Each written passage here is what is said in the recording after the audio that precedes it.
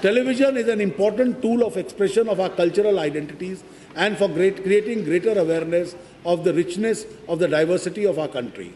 To provide a strong platform to rich cultural and linguistic identity of the Northeast, a new 24/7 channel called Arun Prabha will be launched. It's a question of what is going to happen to it. What are the details? We don't know the details. Not just the funding, but what's going to go into a 24-hour channel. It's a lot of work. You need a lot of producers, you need a lot of reporters, you need a lot of programming. You have to program for at least a couple of months in advance before you even launch the thing. This one I find a little strange because Doordarshan already has a DD-NE, which caters exclusive to the region. Now, I don't know what is the idea behind launching a channel, but the channel, Northeast people know about Northeast. The channel should be other way around. The people of rest of the mainland should know what is Northeast about. I don't know under what circumstances they announced it, but channel is okay, but then it wouldn't serve the real purpose, if you ask me. I am not in favor of anything that would amount to a waste of money. When something is already there, improve the services that Doordarshan gives. Make it better, the Doordarshan Northeast segment, make it better. Why do you want to start a new channel? Is there a demand for it? No. Who wants it? We're not sure. Who will be the audience? We're not sure. How many people will watch it? Who's going to advertise? Government will pay money and then it'll be public taxpayers. You know, the taxpayer which is funding it. And you didn't ask for that. Honourable members will recall that it was the initiative of the NDA government under Shri Atal Bihari Vajpayee, where we had made it compulsory that 10% allocation in the planned funds for the northeastern regions had been made, non-lapsable in nature. From the current budget, we have introduced a statement which will separately show the plan allocation for northeastern regions. In financial year 2014-15, an allocation of rupees 53,706 crores has been made for the northeastern region. We have further made an allocation of rupees 98,030 crores for women and 81,075 crores for child welfare. I think that it's basically on the basis of 10% from all ministries which are working in or associated with the Northeast, which should, basically be all the ministries, barring perhaps external affairs, atomic energy, and defense. Even home, I don't think.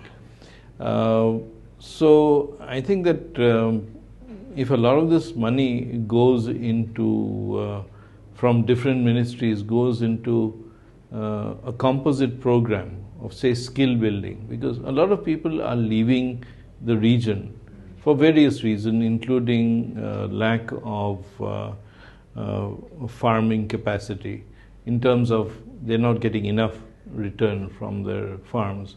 They're going out and taking up blue-collar jobs, whether it's in southern India, in Hyderabad, Bangalore, or Delhi, in the NCR region. So there's a huge out-migration of people, and in order to deal with that, you really need to look at how to improve skills of people if they're going to cope when they come out, or even they will cope when they're there.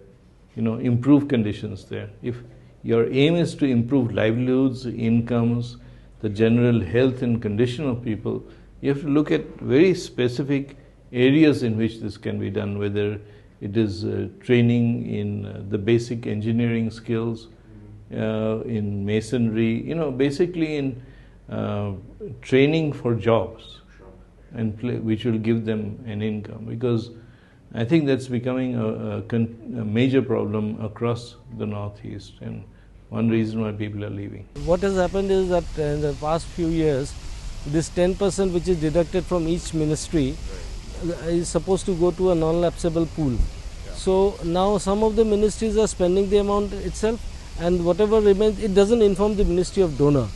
So what the budget this time the finance minister has done is that he has earmarked that this amount of money, 51,000 crores, would go to Northeast. This will be under the pool of the non-lapsable pool. So now the states would be in a better position to draft their plans, formulate their plans, and the ministry also would be in a better position to, at least so far, the ministry itself doesn't know what is the fund position like. Unless the other line ministries declare that we have, so much money left we are pushing it to the non-lapsable fund. Now at least the ministry would know that this is the kind of money we have, and the states can plan accordingly, prioritize the project and all that. It would be helpful. It's a good idea. People don't go to places where they think it's unsafe, no? The image of the Northeast has to change, even although many of us have been trying for many years, and it is largely a safe place. Incidents take place in different parts of the region which will make a tourist think twice before going. I mean, one thing that the government has done, which has been very important and innovative a few years ago, was the LTC. Anybody who's a central government employee can take LTC in the Northeast and be regarded as home leave. So during the summer vacation, many people go to Arunachal, to Assam, to Manipur, Nagaland, Meghalaya, and they travel and they see the places and they come back with a different idea of what people are all about. Because tourism should not be about just visiting places, it's about getting to know each other and what the issues are. And tourism per unit employs more persons than perhaps any other industrial enterprise or trading enterprise. Homestays and, people can Yeah, those are coming up. I know villages in Nagaland which have homestays. They've developed them over the last 5-6 years. So there is a lot which is happening at different levels. There are big events like the Zero Rock Festival in September. There's the Hornbill Festival in Nagaland. These are becoming showcased as places that people come to. They may not go elsewhere. They may come there for 5 days, see Nagaland, have that, go take part in the festival and leave. Go to Zero, maybe travel a little in Arunachal, Assam, and then go.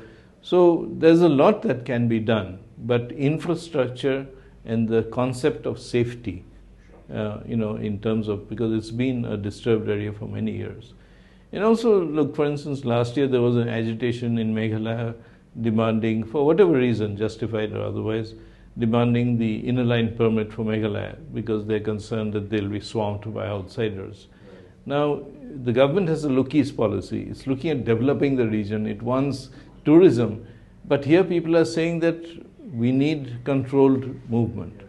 So this is a contradiction.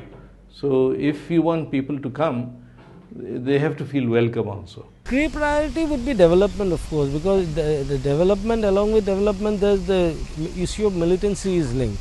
Because these militants, the extremist outfit, they take advantage of the fact that we have huge unemployment, poverty, lack of connectivity. So they take advantage of them and they find it easier to lure the youths who are, say, sitting with an education degree but then there is no job. So they find them the easy pool. So now if there is development, if the northeastern region is connected, if the look-east policy really takes off, we are connected with our neighboring countries, then I guess things should work.